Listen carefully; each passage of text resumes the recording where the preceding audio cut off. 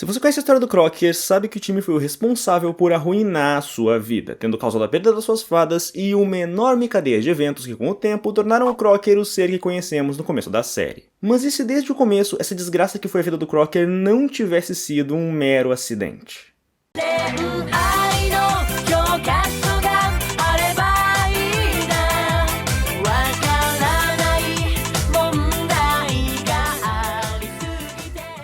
Só mais uma coisinha antes de seguir. Esse vídeo é um oferecimento do Método B-Way, um excelente curso de inglês que pode te levar desde o básico até o domínio completo do idioma. E comprando pelo link na descrição, você ainda ganha um bom desconto e ajuda demais o canal. Se não puder comprar ou não conhecer ninguém que possa querer esse curso, um like e um comentário já são mais do que suficiente para ajudar. Muito obrigado a todos que me acompanham, e dito isso, vamos voltar para a análise. Para começar, vamos ao ponto inicial dessa história. No episódio A Origem Secreta de Denzel Crocker, vemos que algo aconteceu no seu passado e que fez com que o dia 15 de março fosse o pior dia de sua vida, fora o dia no qual ele se encontra de pior humor.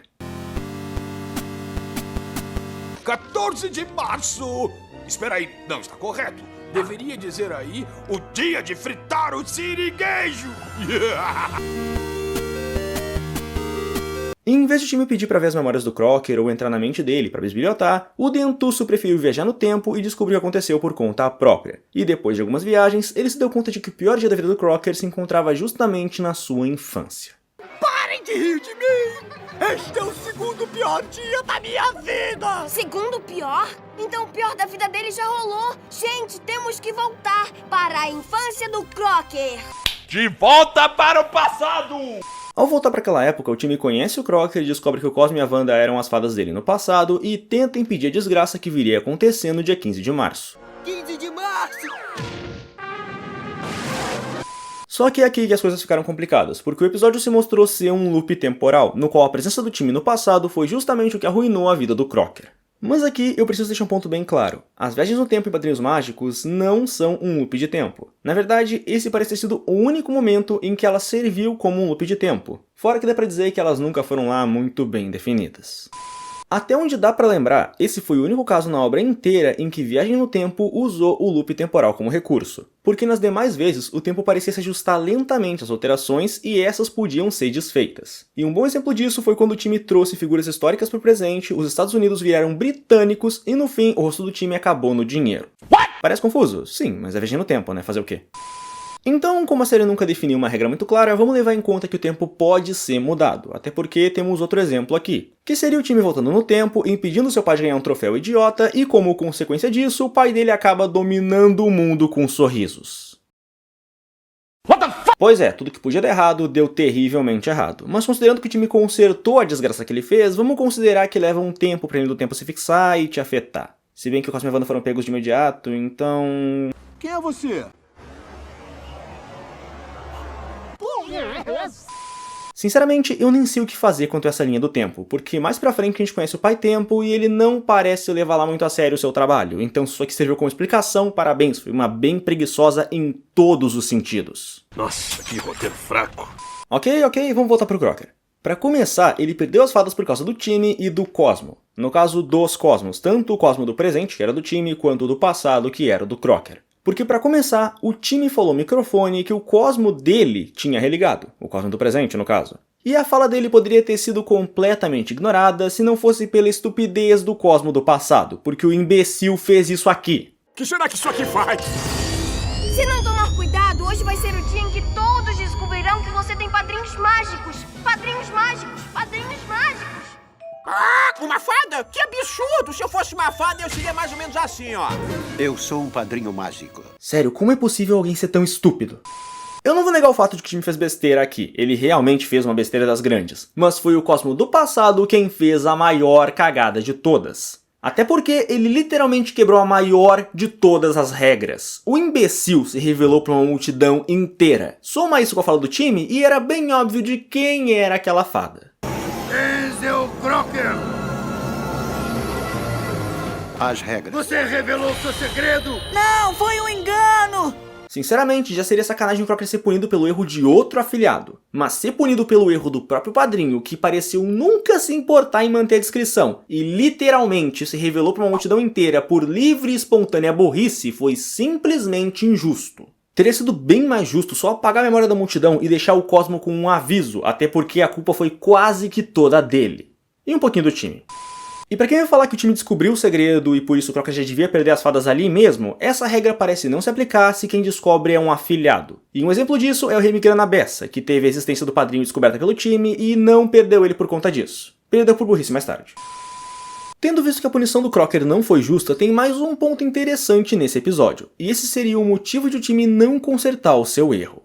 Após o Crocker perder as fadas e a memória, vemos que o time pretendia voltar ainda mais no tempo para impedir a si mesmo de destruir a vida do Crocker. Só que ele acaba sendo impedido não por um, mas sim por 2 Georgians. Podem parar por aí. Tirem o cavalo da chuva. Já meteram o nariz nessa era demais. Num papo com a minha contraparte funk dos anos 70, decidimos que estão proibidos de retornarem a março de 72. Mas Dusty, o Georgian estava claramente mantendo o fluxo do tempo no lugar. Você tem problema mental para não entender isso? Argumento interessante, meu caro, só que ele não faz muito sentido, considerando que o time já mexeu com o tempo antes e não houveram interferências, mesmo quando ele causou graves alterações. Jimmy, vamos acabar logo com isso e levar os convidados de volta antes que cause um problema temporal? De novo! Oh, não! Ficou tudo britânico! Este sou eu me formando ditador. E este sou eu dominando o mundo, com sorrisos. Ok, vamos ser justos aqui. Por mais que o argumento do George em querer manter a linha do tempo intacta fosse válido naquela época, ele perde muita força quando levamos em conta que mais pra frente na obra nos revelam que o Muro das Fadas precisa do Crocker pra ter energia. Say what? Eu sei que as últimas temporadas não foram lá as melhores, na verdade foram algumas as piores, mas ainda assim vamos levar em conta o que acontece nelas. O episódio Crocker Shocker, ou O Novo Sr. Crocker, é o 7º episódio da 10ª temporada. E nele a gente descobre que o Muro das Fadas... Que roteiro é esse? Como assim o Muro das Fadas está flutuando sobre um balde gigante de ácido? Eu sabia que era algo imbecil, mas eu não lembrava que era tão imbecil assim. Nosso mundo está começando a despencar do céu.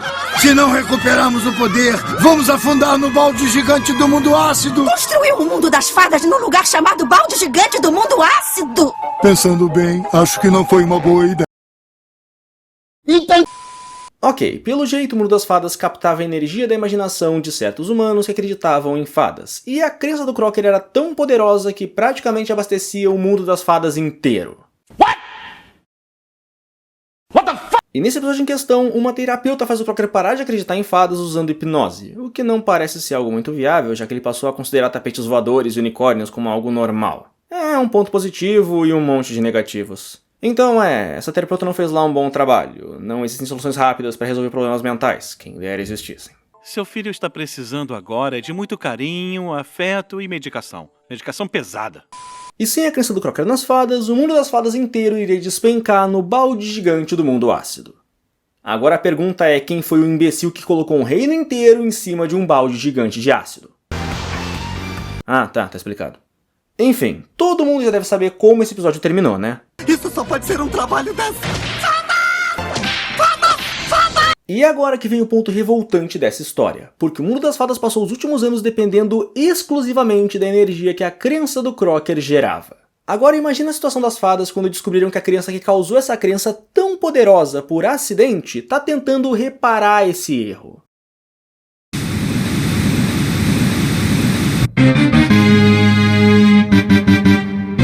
Senhoras e senhores, sejam bem-vindos a Você é um Cuzão? O programa onde vemos as suas ações e determinamos se você é ou não um cuzão. Hoje apresentamos os cabeças do Muro das Fadas. Aplausos. Aplausos. Meus caros cabeças, vocês conhecem a situação atual. O Pirralho Dentuço quer consertar o passado do professor e, portanto, dar ele uma vida sem uma crença insana em fadas. Aqui estão suas opções. Opção A. Vocês deixam o Pirralho agir e dar ao professor uma vida boa e sem essa crença insana. Opção B. Vocês impedem a criança e continuam com uma quantidade gigantesca de energia gratuita. Então, qual vocês escolhem? Depois de muito pensar, decidimos a opção B. Opção B, senhoras e senhores. Então, meus parabéns! Os cabeças são oficialmente cuzões! Alguém tinha dúvida de qual opção seria? Levando em conta que para a obra a consistência das viagens no tempo era uma tremenda piada, esse episódio basicamente entregou na nossa cara que o Georgian e quem mais estivesse no controle do Mundo das Fadas deixou o time arruinar a vida do Crocker só pra terem energia. E considerando que o Mundo das Fadas já existia antes do Crocker sequer nascer, eles só usaram ele como única fonte de energia por questão de preguiça. Ou isso, ou se aproveitaram dele para melhorar o seu estilo de vida. O que até que faz sentido, afinal olha como o mundo deles fica sem a energia do Crocker. O Mundo das Fadas! Varinhas em liquidação, à venda. Fila para a sopa. Mundo das Fadas? Já vi mais mágica num ponto de ônibus em Toledo, mas isso eu conto depois. Puxa, sem mágica o Mundo das Fadas fica horrível! Se nesse ponto você quer esfregar a cara do George no asfalto, eu não te culpo, mas relaxa que fica pior. Porque no fim desse episódio, o Mundo das Fadas passou a depender não só do Crocker, mas sim de todos os malucos obcecados por fadas do mundo. Padrinhos mágicos! Ai, caramba! Padrinhos mágicos! Então senhoras e senhores, proteger a linha do tempo é o meu ovo esquerdo. Eles só escolheram a saída mais fácil, focaram toda a captação de energia em uma única pessoa e dane-se o resto. Que bando de incompetentes, filhos da... Com tudo isso dito, simplesmente não dá pra ignorar esse fato. Esse episódio deixou bem claro a real índole do Mundo das Fadas, que se resume a basicamente, se tivermos que ferrar alguém para benefício próprio, nós vamos. Bom pessoal, por hoje é isso. Acham que eu tô certo, que eu tô errado, que eu viajei demais, ou que essa aqui realmente foi a maior sacanagem já feita nessa obra? Deixa aqui nos comentários e bora debater. Eu sou o Dust e até a próxima sessão de terapia.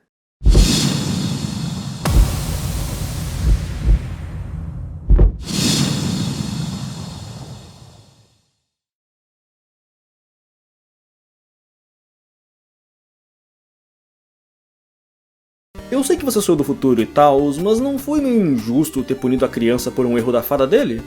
Ah, meu caro do passado, vai por mim. Você tomou a melhor decisão possível.